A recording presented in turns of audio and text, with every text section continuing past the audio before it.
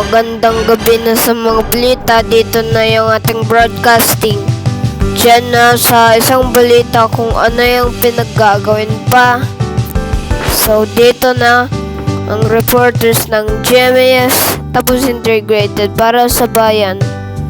Para sa bayan ng mga tao na to, ng mga magulang dito. So pwede gawin ng tama dito na sa isang balita. So, kapag ito, isang FM, na yung mic, pinaiksi pa. Kailangan na. So, yun mic ko, biglang ko. Ano ba yung mic ko? Kalikot. So, igawa pa rin ng good news para sa mga balita ito ng mga tao nagising tapos buhay na buhay ang mga balita para sa isang balita kung ano na ang FM good news para sa mga balita ito, pero pwede natin gawin ng tama lahat dito na. So pwede natin gawin ang may mabuting asal. Ang paggawa ng mabuting asal, pero ang mga balita dito sa mga balita dito. Diyan na ang pagbabalita sa isang balita.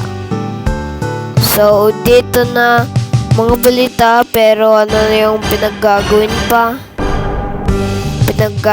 pa sa isang reporters So, mga reporters, lahat ng mga reporters,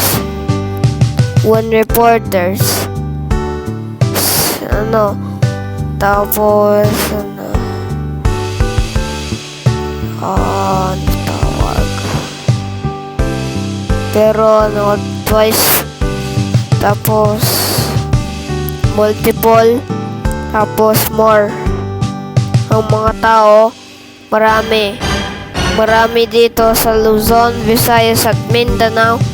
Isang pagbabalita na lahat dito na 645 kHz, 642 kHz sa radyo ang balita. Na sa GMAS News TV. So 642 kHz dito 10.11 MHz, pero dalawang radyo, pero kung ano yung pinagkikinig, kung anong choice nyo ang pipiliin nyo. So dito na kung ano yung pinipiliin mo, ang balita sa 642 kHz o 645 kHz. So dito na mga balita pwede natin gawin ng tama. So wag mong bubuli ng mga tao. So gumawa ka naman ng mabuting asal. So dito ng serbisyong